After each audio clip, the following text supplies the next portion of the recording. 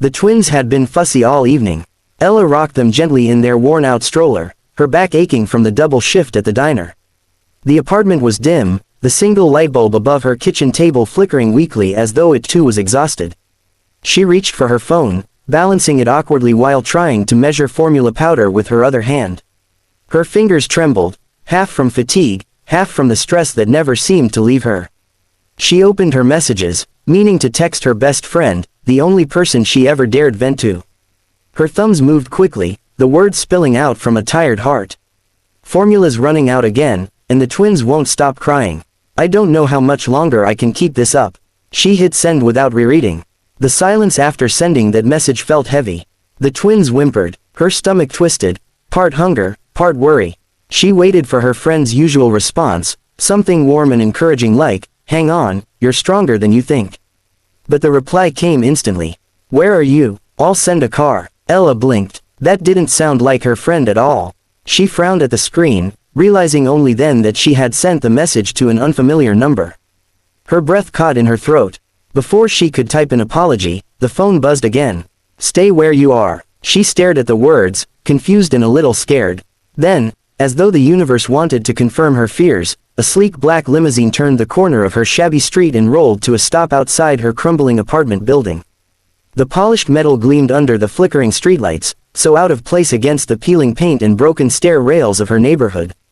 Her heart raced. The driver stepped out, a tall man in a dark suit and cap. He didn't even look at the building, only at her. He held up a card with her name printed in bold letters, Ella Carter. Her knees nearly buckled. The twins fussed louder, and she looked down at them, torn. She should shut the door.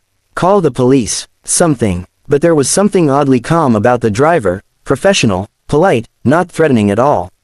"Miss Carter," he said smoothly, "the car is ready." She clutched the stroller handle tighter. "What car? I didn't call for a car." He didn't answer, only walked around to open the back door of the limo. The interior lights spilled onto the sidewalk, soft, golden, warm. Her pulse thundered in her ears. She should refuse. This was insane, but exhaustion clouded her judgment, and curiosity, mixed with fear, pulled her forward. Before she could change her mind, she bundled the twins into their stroller and followed the driver.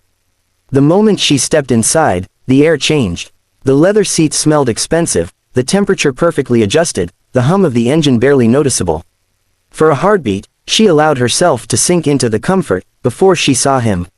Her breath caught. The man sitting across from her wasn't just anyone. He was the Damian Blackwood, Billionaire CEO. His face had been on every magazine cover for years. His piercing gray eyes, the sharp cut of his jaw, the quiet command he exuded, it was impossible not to recognize him. For a terrifying second, she wondered if she had fallen asleep and was dreaming. But then he leaned forward, resting his forearms on his knees, and reality hit harder than ever. "I think," he said slowly, his voice smooth and controlled, "we need to talk."